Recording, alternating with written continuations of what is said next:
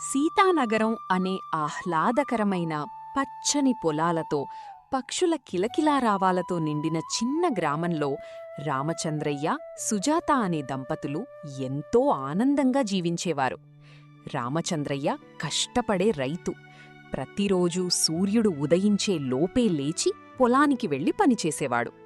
సుజాత ఇంట్లోనే ఉంటూ ఇల్లుని, భర్తని చూసుకుంటూ ఉంటుంది.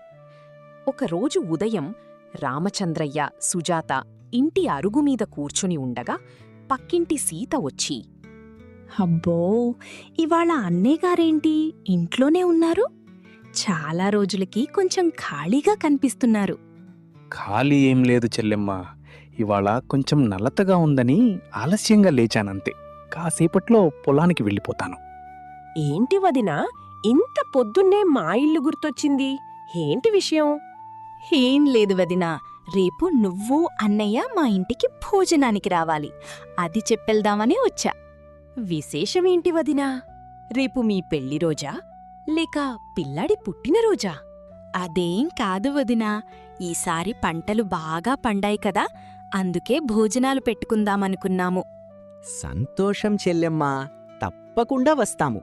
సరే, మీరిద్దరూ మాట్లాడుకుంటూ ఉండండి, నేను పొలానికి వెళ్ళొస్తాను అని రామచంద్రయ్య పొలానికి వెళ్ళిపోయాడు.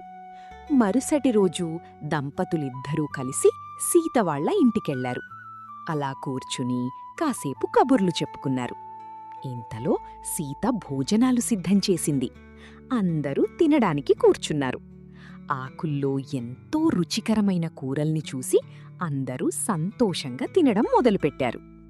ఆహా, ఈ వాసనకే కడుపు నిండిపోయేలా ఉంది చెల్లమ్మా. చాలా రోజులయ్యింది ఇలాంటి భోజనం తిని అని చెప్తూ అందరూ మనస్ఫూర్తిగా భోజనం చేశారు. భోజనం తర్వాత అందరూ కలిసి మళ్లీ కాసేపు కబుర్లు చెప్పుకుని ఎవరింటికి వాళ్లు వెళ్ళిపోయారు. ఇంటికి వెళ్ళాక రామచంద్రయ్య సుజాతని చూస్తూ, సుజీ, ఇవాళ సీత వంటలన్నీ చాలా అద్భుతంగా చేసింది కదా. ముఖ్యంగా కాకరకాయ కూర, అబ్బా, రుచే వేరు. అవునండి, నాక్కూడా చాలా నచ్చింది. మనం కూడా ఏదో ఒకరోజు వండుకుందాంలేండి అని అలా ఆ రోజంతా కాకరకాయ కూర గురించి మాట్లాడుకుంటూ ఉండిపోయారు. కాని అప్పట్లో కాకరకాయ అంత సులభంగా దొరికేది కాదు. రామచంద్రయ్య గ్రామం నలుమూలలా తిరిగి ఎట్టకేలకు కొన్ని విత్తనాలు సంపాదించాడు. వాటిని ఎంతో జాగ్రత్తగా తన పెరట్లో నాటి ప్రతిరోజూ నీళ్లు పోసి పాదు పెరుగుతుందో లేదో చూసుకుంటూ ప్రేమగా పెంచాడు. కాలక్రమేణా ఆ పాదు పెద్దగా అయ్యి కాయలు కాసింది. ఇరుగు పొరుగువారు అడిగితే కాదనలేక ఇవ్వగా 3 కాకరకాయలు మిగిలాయి. వాటిని చూసి రామచంద్రయ్యకు కొంచెం నిరాశగా అనిపించినా, సరే ఇవైనా ఉన్నాయి కదా అని ఎంతో జాగ్రత్తగా కోసుకుని తన చేతుల్లో పట్టుకుని ఒక విలువైన సంపదలా తీసుకువచ్చాడు. సుజాత, ఇటు చూడు, మనం కష్టపడి పెంచగా వచ్చిన కాకరకాయలు. ఇదిగో, ఇవి తీసుకుని ఉల్లికారం దట్టించి రుచికరంగా వండిపెట్టు. ఇవాళ ఓ పట్టుపడదాం అని ఆనందంగా చెప్పాడు. సుజాత కూడా అవి చూసి ఆశ్చర్యపోయి, హబ్బా, ఎంత బావున్నాయో! సరేనండి, సాయంత్రం మీరు పొలం నుంచి వచ్చేసరికి వండేస్తాను. నేను కూడా చాలా ఆత్రంగా ఉన్నాను.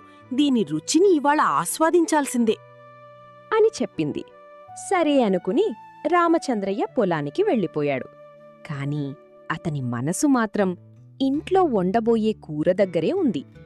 పొలంలో పనిచేస్తూ కూడా, ఇప్పుడు సుజాత కూర వండుతూ ఉండుంటుంది. ఇవాళ పని త్వరగా ముగించుకుని ఇంటికెళ్ళాలి అని ఆలోచిస్తూ ఉన్నాడు. ఆలోచన వచ్చినంతసేపు అతని నోరు ఊరుతూనే ఉంది. ఇదిలా ఉండగా ఇంట్లో సుజాత కూర వండడం ప్రారంభించింది. కూర ఉడుకుతూ ఉండగా ఆ వాసన ఇల్లంతా వ్యాపించింది. ఆ వాసనకి సుజాత ఆగలేక, ఆహా, ఈ వాసనకి నా నోట్లో నీళ్లూరుతున్నాయి. రాత్రి వరకు ఆగాలంటే కష్టమే. అయినా ఎలాగూ 3 ఉన్నాయి కదా, ఒకటి రుచి చూస్తాను, మిగిలిన 2 రాత్రి ఆయన వచ్చాక చెరొకటి తింటే సరి అని అనుకుని ఒక కాకరకాయ ముక్క తీసుకుని తినేసింది. వెంటనే ఆమె కళ్ళల్లో ఆనందం మెరిసింది. అబ్బా, ఇది నిజంగా చాలా బావుంది. సుజాత, నీ చేతి వంటలోని అద్భుతమే వేరు అని అనుకుంది. రాత్రి అయ్యింది. కాని అనుకున్నట్టుగా రామచంద్రయ్యకి పొలంలో పని త్వరగా అవ్వలేదు. ఎంతగా ఎదురుచూసినా భర్త రాకపోవడంతో సుజాత గుమ్మం ముందు ఎదురుచూస్తూ, ఏంటబ్బా, ఈయనివాళ త్వరగా వచ్చేస్తానన్నారు, ఇంకా రాలేదేంటి? నాకేమో కూర రుచి చూశాక ఆకలి ఆగట్లేదు, ఈయనేమో ఇంకా రాలేదు. అయినా నా వాటా ముక్కుంది కదా, నేను తినేస్తాను. ఆయనొచ్చాక ఆయన వాటా కూర ఆయన తింటార్లే అని అనుకుని 2వ కాకరకాయను కూడా తినేసింది. క్రమంగా సమయం గడిచింది. చాలాసేపటికి రామచంద్రయ్య పొలంలో పని ముగించుకుని కూర గురించి కలలు కంటూ ఇంటికి చేరుకున్నాడు. సుజీ, నేనొచ్చేశాను. త్వరగా భోజనం వడ్డించు, కడుపులో పేగులు పరిగెడుతున్నాయి. అని చేతులు కడుక్కుని భోజనానికి కూర్చున్నాడు. సుజాత కూర వడ్డించింది. కాని అతను గమనించగా అక్కడ ఒకే కాకరకాయ ఉంది. అది చూసిన రామచంద్రయ్య ఆశ్చర్యపోయి, ఇదేంటి? నేను 3 కాకరకాయలు కదా నీకిచ్చింది, మరి ఇందులో ఒకటే ఉందేంటి? మిగతా 2 ఎక్కడా? వంట చేసేటప్పుడు అన్నీ సరిపోయాయో లేదో అని ఒకటి రుచి చూశాను. మీరొస్తారని ఎంతో ఎదురుచూశాను. కాని మీరు రాలేదు. ఆకలికి ఆగలేక నా వాటాగా ఇంకొకటి తిన్నాను. ఇదేమో మీ వాటా అని చెప్పింది. అది విన్న రామచంద్రయ్య కోపంతో, నేనీ కూర కోసం ఇన్నాళ్ళు ఎంతో ఆశగా ఎదురుచూశాను. ఇప్పుడు ఇలా చేశావు. అసలలా ఎలా తింటావు? అని అడిగాడు. వెంటనే సుజాత నవ్వుతూ ఇలా అని చెప్పి మిగిలిన 3వ కాకరకాయను కూడా అతని కళ్ల ముందే తినేసింది. అది చూసి మొదట రామచంద్రయ్యకి నిరాశ కలిగినా ఆ పరిస్థితి చూసి చివరికి నవ్వు ఆపుకోలేకపోయాడు. ఎంత పని చేశావే, నీకింత నచ్చింది కదా, ఇకపై మరిన్ని కాకరకాయలు పెంచుతాను. అప్పుడు లెక్కలేనన్ని వండుకొని తిందాం అని చెప్పాడు. సుజాత కూడా కొంచెం సిగ్గుపడుతూ, సర్లేండి, ఇప్పుడు కాకరకాయ కూర ఎలాగూ లేదు, ఈ పూట భోజనమైతే చెయ్యాలి కదా అని నవ్వింది. ఆ రోజు రామచంద్రయ్య సాధారణ అన్నం, పప్పుతోనే భోజనం చేస్తూ ఆ చిన్న సంఘటనను తలుచుకుంటూ నవ్వుకున్నారు.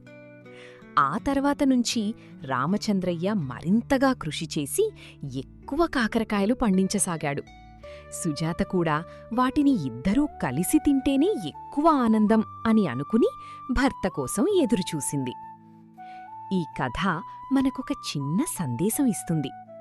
ఇష్టమైన వాటిని ఒంటరిగా ఆస్వాదించడం కంటే మనకు ప్రియమైన వారితో పంచుకుంటేనే నిజమైన ఆనందం వస్తుంది. ఈ కథ మీకు నచ్చితే ఇలాంటి మరిన్ని హృదయాన్ని తాకే కథల కోసం మా ఛానల్ని సబ్స్క్రైబ్ చేయండి. మీ అభిప్రాయాన్ని కామెంట్లో తప్పకుండా చెప్పండి. మీ మాటలు మాకు చాలా ముఖ్యమైనవి. ఈ కథను మీ స్నేహితులతో, కుటుంబ సభ్యులతో షేర్ చేయండి. ఎందుకంటే మంచి కథలు పంచుకుంటేనే మరింత అర్థవంతంగా మారతాయి. మళ్ళీ ఇంకో మంచి కథతో మీ ముందుకొస్తాను. అప్పటివరకు జాగ్రత్తగా ఉండండి.